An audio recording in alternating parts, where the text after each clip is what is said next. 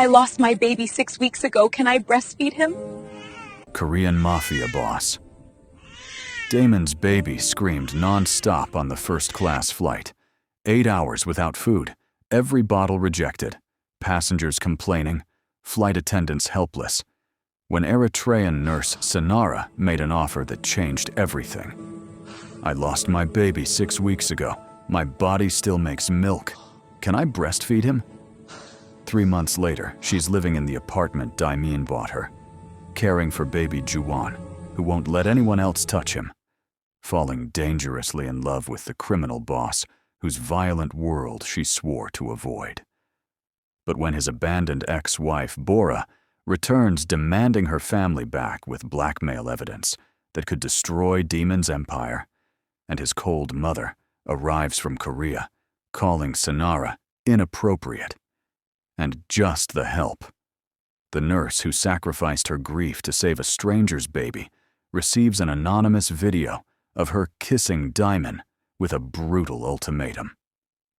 Leave him in 24 hours, or the footage goes to his enemies and business associates, endangering both father and son forever.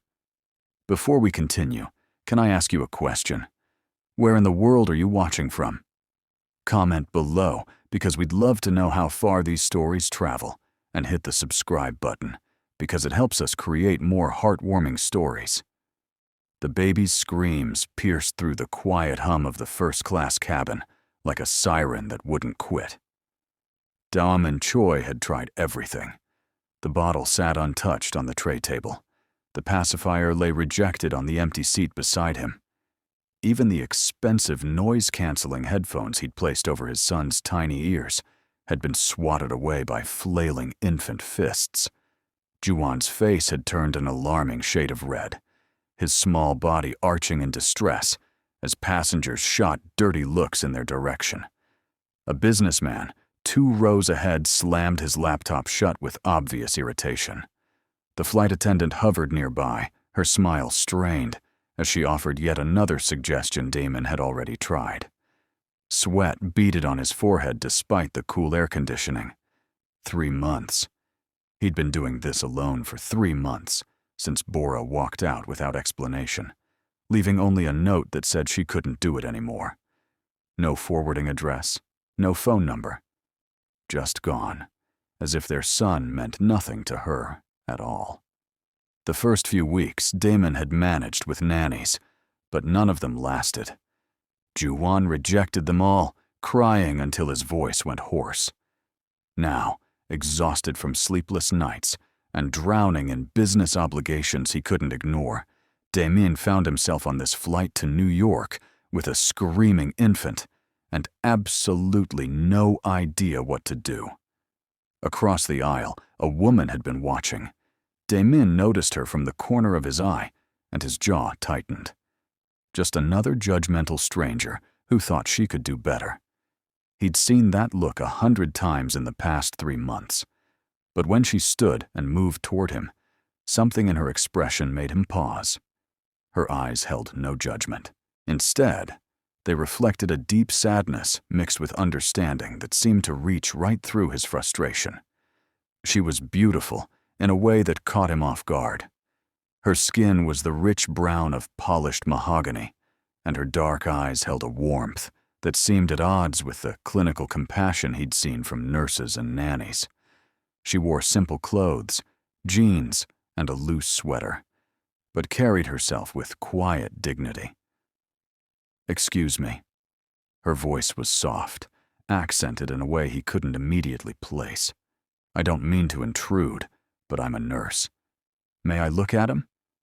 Damon wanted to refuse. Pride demanded he handle this himself. But Juwon's cries had taken on a desperate edge that frightened him. He shifted slightly, allowing her closer. She leaned in, ignoring the baby's flailing arms, and gently pressed her fingertips to Juwon's cheeks, his belly, checking with practiced efficiency. Her brow furrowed. "When did he last eat?" "He won't take the bottle. I've tried 6 times since we boarded." "Before that?" Damon's throat tightened. "This morning. Maybe 8 hours ago." Her eyes widened slightly. He's hungry. Starving, actually.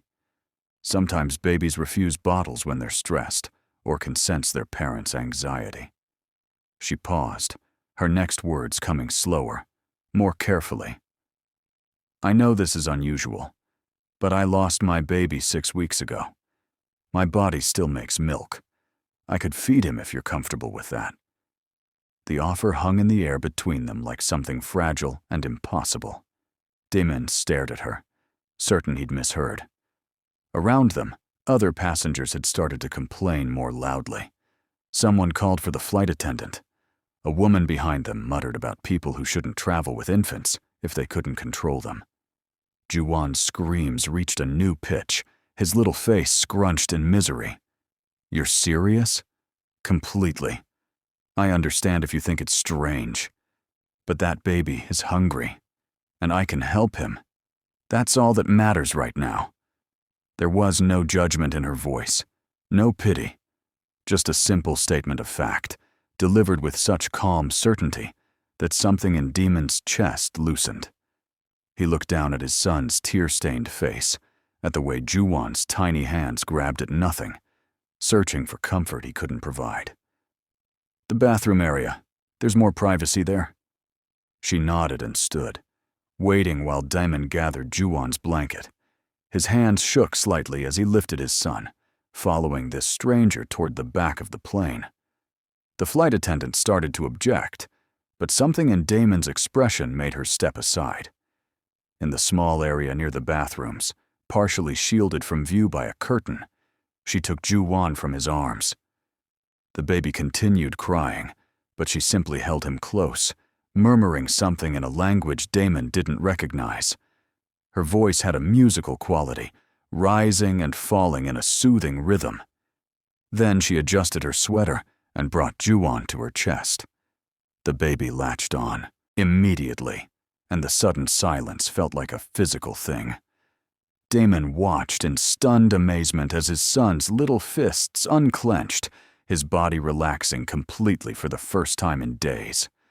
The woman looked down at Juwon with an expression so full of longing and love that Damon had to look away, feeling like he was intruding on something sacred. Her hand cradled the baby's head with infinite gentleness, and he noticed her eyes had filled with tears, that she blinked back quickly. "What's your name?" The question came out rougher than he intended. "Sonara." She didn't look up, her attention focused on the baby in her arms. "From Eritrea, originally." "Damien. And this is Juwon." "Hello, little Juwon."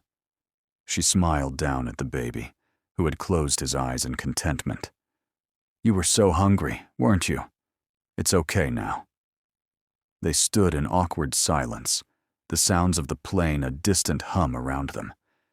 Damien couldn't take his eyes off the scene before him, this stranger holding his son with more natural maternal instinct than Bora had ever shown in 6 months of motherhood. The thought brought a familiar bitterness, but he pushed it down. "Your wife?"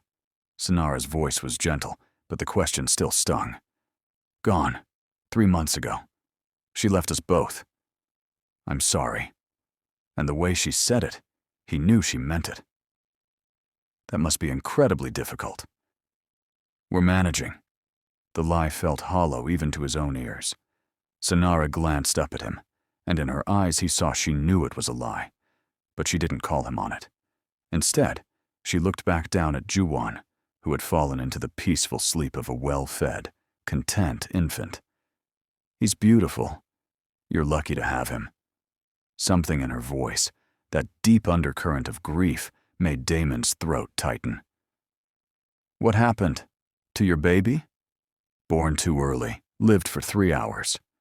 She said it simply, but he heard the ocean of pain beneath those words.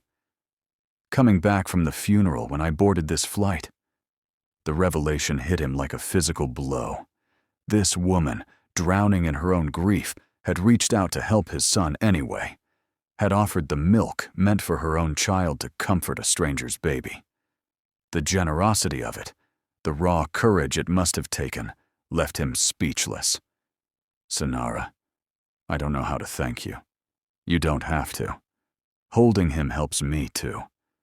She adjusted the blanket around Juwon's sleeping form. We should get back to our seats. He'll sleep for a while now. They returned to their seats, and true to her word, Juwon slept peacefully for the rest of the flight. But Damon couldn't sleep. He kept glancing across the aisle at the woman who'd saved his sanity and possibly his son's health with one act of incredible kindness. As the plane began its descent into New York, he made a decision. Reaching into his jacket pocket, he pulled out a business card and leaned across the aisle. I know this is forward, but could I have your number? In case Juwon needs help again. I'll pay you, of course, whatever you think is fair. Sonara hesitated, her fingers toying with the card. I'm not sure that's a good idea. Please. You saw how he responded to you. I have meetings all week, and I can't take him if he's going to scream the entire time. You're a nurse. You understand babies. And clearly, Juwon feels safe with you. The practical appeal worked where emotional pleading might not have. She took the card, then pulled out her phone. Just for the baby, if he needs help. They exchanged numbers as the plane touched down. When they stood to deplane, Damon noticed the men waiting near the gate. His security team, dressed in dark suits that screamed danger to anyone paying attention. He saw Sonara notice them too, saw the way her expression shifted from warm to wary in an instant. She knew. Somehow she'd figured out that he wasn't just a regular businessman struggling with single fatherhood. The realization should have made him relieved that she'd probably never call. Instead, it filled him with an unexpected sense of loss. But as they parted ways in the terminal, Sonara looked back once. Their eyes met across the crowd, and something passed between them. A connection forged in crisis, fragile but real. Damon watched her disappear into the crowd, Juwon sleeping peacefully against his chest, and knew with absolute certainty that this wouldn't be the last time he saw Sonara. He just didn't know yet how completely she would change his life. 2 days later, Damon stood outside a modest apartment building in Queens, feeling ridiculous and determined in equal measure. Juwon fussed in his arms, working himself up to another crying fit, despite the 3 nannies Damon had fired in the past 48 hours. None of them could calm his son the way Sonara had. He'd gotten her address through methods he preferred not to examine too closely. His head of security, Juan, had given him a long look when he'd made the request, but hadn't asked questions. That was why Damon trusted him. The building was clean but clearly old, with paint peeling around the windows and a front door that stuck when he pulled it open. The contrast to his own glass and steel penthouse couldn't have been sharper. He climbed 3 flights of stairs, ignoring the curious looks from a neighbor, and knocked on apartment 3C. Sonara opened the door in scrubs, clearly just home from a shift. Surprise flashed across her face, followed quickly by concern as she saw Juwon's distressed state. How did you find where I live? Does it matter? He needs you. For a moment, he thought she might slam the door in his face. Her jaw tightened, and wariness filled her eyes. But then Juwon let out a particularly pitiful cry, and her expression softened. Come in. But after I help him, we need to talk about boundaries. The apartment was tiny, maybe a quarter the size of his bedroom, but she'd made it warm. Colorful fabrics draped over the worn furniture, and photographs of smiling people covered one wall. The scent of spices hung in the air, exotic and inviting. Sonara took Juwon without asking, and the baby immediately began to calm. She settled into a chair and began feeding him, that same look of mingled joy and sorrow crossing her face. You can't just show up at my home unannounced. It's not appropriate. I know, but I have a proposition for you. She raised an eyebrow, waiting. I want to hire you as Juwon's nanny, full-time. I'll pay you 3 times what you make at the hospital. I'm a registered nurse, not a nanny. And my son needs a nurse. He needs you specifically. Damien moved closer, careful not to crowd her. You saw what happened on the plane. He connects with you in a way he doesn't with anyone else. Please, name your price. It's not about money. Then what is it about? Sonara looked down at the baby in her arms. You're involved in something dangerous. Those men at the airport weren't regular security. And the way you found my address tells me you have resources that regular businessmen don't have. There was no point in lying. She was clearly intelligent enough to see through whatever story he concocted. You're right. My business interests include things that aren't entirely legal.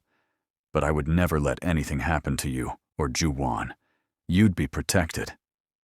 That's supposed to make me feel better? It's supposed to be honest. He ran a hand through his hair, frustration and desperation warring inside him. Look, I'm not a good man. I won't pretend to be. But I love my son more than anything in this world, and he needs you. So yes, I'm asking you to take a risk, but I swear on everything I have that you'll be safe. The apartment fell silent except for Juwon's small sounds as he fed. Sonara studied Damon's face, searching for something he hoped she'd find. I have conditions. I live in my own place, not your home. I work set hours, and if I ever feel unsafe, I walk away with no interference from you. Deal. Accept the apartment. I'll arrange something better than this in a safer neighborhood. Consider it part of the compensation package. I like my apartment. It's in a building with broken security and a front door that doesn't lock properly. You're not staying here. The words came out harsher than intended, but he didn't take them back. They stared at each other, wills clashing. Finally, Sonara sighed. Fine. But I pick the neighborhood. Agreed. 3 days later, Sonara stood in a beautiful apartment in Manhattan, just 10 minutes from Damon's penthouse. Floor-to-ceiling windows overlooked the city, and the kitchen alone was bigger than her entire previous apartment. The guilt of accepting it warred with the practical knowledge that she desperately needed this job and this space. Her first day officially working for Damon felt surreal. His penthouse was exactly what she'd expected, all modern lines and expensive furnishings that looked like they belonged in a museum. But it felt cold, devoid of the warmth a home with a baby should have. She set about changing that immediately. Colorful toys appeared in the sterile living room. She moved Juwon's crib near a window where he could see the sky. And she filled the space with music, singing the songs her own mother had sung to her as she cared for the baby. Juwon thrived under her attention. Within a week, he was sleeping through the night and laughing during the day. He reached for her when she arrived each morning, his face lighting up with pure joy that made her heart ache and sing simultaneously. Diamond noticed. How could he not? He started coming home earlier from whatever mysterious business kept him out until late. At first, he'd simply watch from doorways as she played with Juwon. Then he began joining them, sitting on the floor while she encouraged the baby to roll over, sharing small smiles when Juwon succeeded. Dinners became a routine. Sonara would cook after Juwon went to sleep, unable to help herself when she saw the takeout containers that made up Damon's usual meals. The first time she made zigni, the rich Eritrean stew filling his kitchen with incredible aromas, he'd stood in the doorway looking completely stunned. You didn't have to do this. I was cooking for myself anyway. Seemed silly not to make enough for two. The lie was transparent, but he didn't call her on it. Instead, he'd sat across from her at the massive dining table, and they'd talked. Really talked. About everything except his business and her grief. They discovered a shared love of old movies and argued playfully about whether Korean or East African food was superior. He made her laugh with dry observations about his business associates, and she teased him about his terrible attempts at singing lullabies to Juwon. One evening, 3 weeks into her employment, everything shifted. Damon came home with blood on his shirt collar, trying to hide it by keeping his jacket on. But Sonara had been a nurse too long to miss the signs. She'd seen the tight way he held himself, the careful movements that spoke of injury. "Take off your jacket." "It's nothing." "Damien, take it off or I'm leaving right now." The threat worked. He shrugged out of the jacket, revealing a shirt stained with blood at the shoulder. She approached him carefully, her nurse's instincts overriding everything else. "Sit down. Let me see." "It's just a graze. I've already had it cleaned." But she was already unbuttoning his shirt, pushing it off his shoulders to reveal the bandage. Someone had done a decent job, but she could see it needed to be changed. She fetched her medical bag from where she kept it for Juwon and set about rewrapping the wound with professional efficiency. Her hands trembled slightly as she worked, not from fear of the injury, but from the proximity to him, the warmth of his skin under her fingers, the way his eyes never left her face. "Tell me the truth. All of it." So he did. About his family's business, started legitimately, but corrupted over generations until the lines between legal and illegal blurred into nothing. About the obligations he couldn't escape, the enemies he'd inherited, along with his father's empire. About the violence that lurked at the edges of his carefully controlled world. "I'm trying to change things, make everything legitimate. But these things take time, and there are people who benefit from the way things are. The person who did this? Someone who disagreed with the changes I'm implementing. It's handled now." Sonara finished with the bandage and sat back, but didn't move away. "You could have lied to me. You would have known, and you deserve the truth if you're going to stay in Juwon's life. In my life." The last two words hung between them, heavy with meaning. Her breath caught as he reached up, his fingers gentle as they traced the line of her jaw. The touch sent electricity through her entire body. "This is a bad idea." But even as she said it, she leaned into his touch. "Probably the worst I've ever had." His thumb brushed across her lower lip, and she shivered. "Tell me to stop." Instead, she closed the distance between them, pressing her lips to his in a kiss that felt like coming home and jumping off a cliff simultaneously. His arms came around her, careful of his injury, pulling her closer as the kiss deepened. She tasted coffee, and something uniquely him, addictive and dangerous. When they finally broke apart, both breathing hard, reality crashed back in. Sonara stood quickly, putting distance between them. "I should go. It's late." "Sonara, this can't happen again. You're my employer, and your life is too dangerous for me to get involved in." She grabbed her bag and fled, but she could feel his eyes on her all the way to the elevator.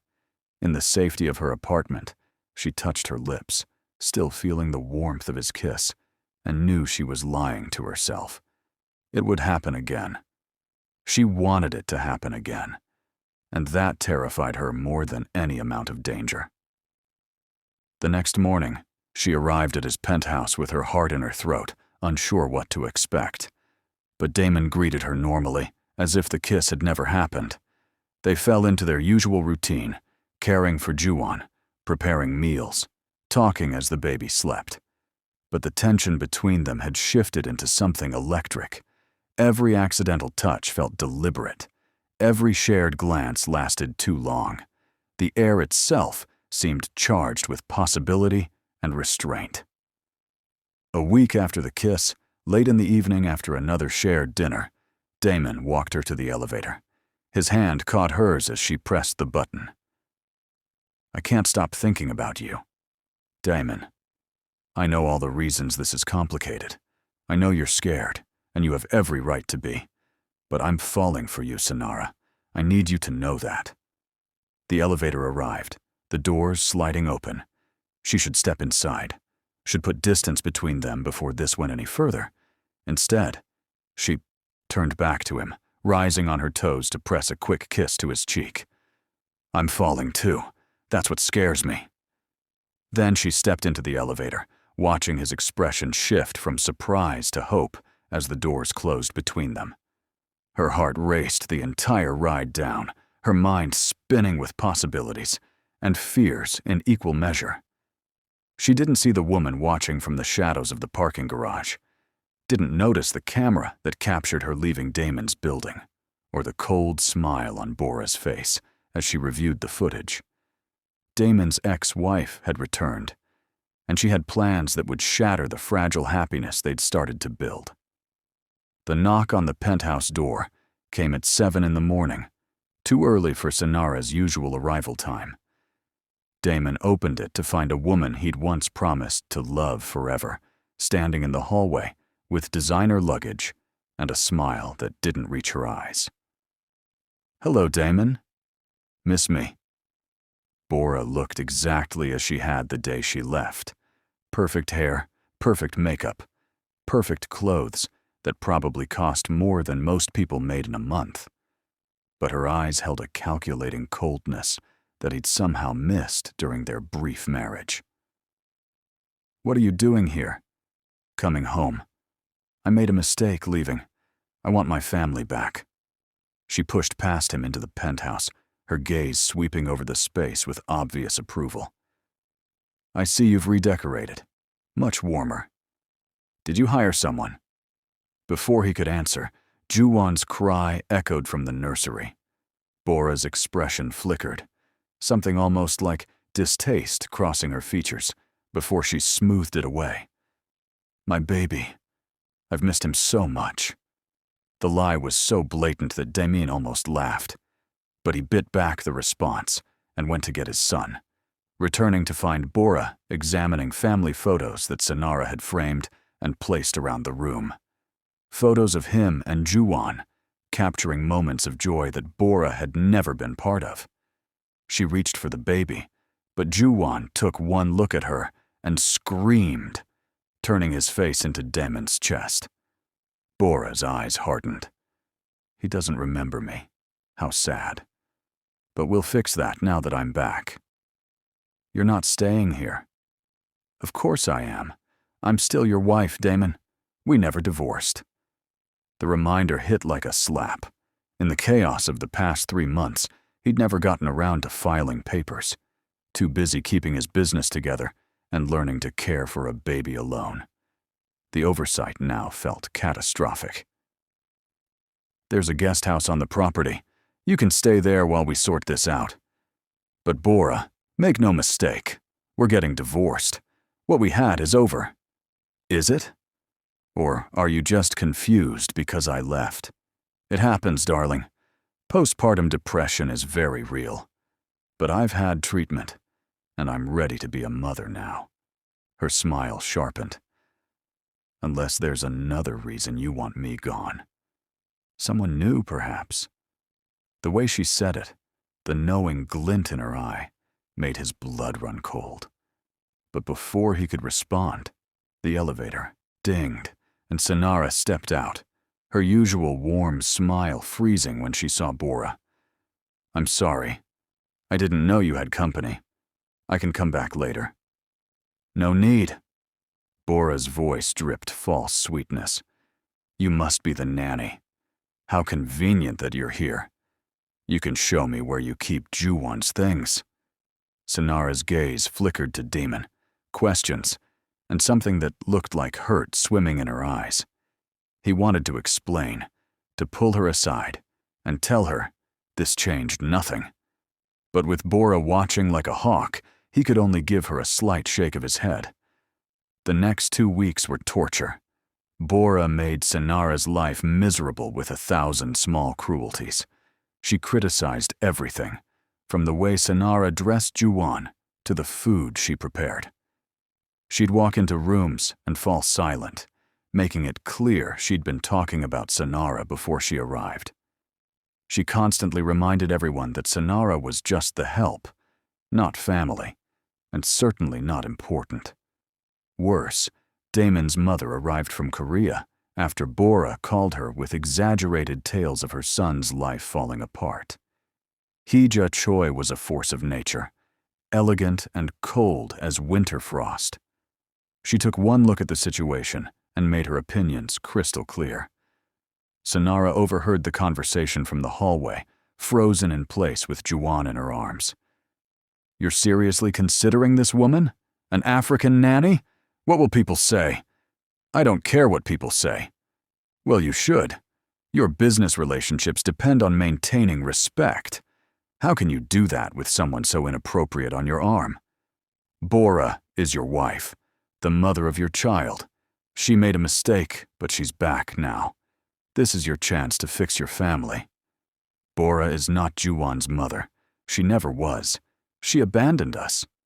And you've clearly been struggling without her. Look at this house, full of cheap decorations and smelling like foreign food.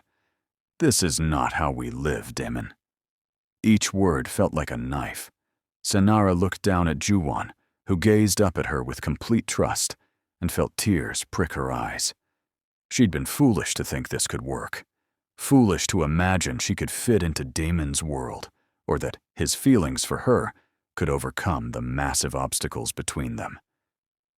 That night, she started packing. Not just her things from the penthouse, but everything in her apartment.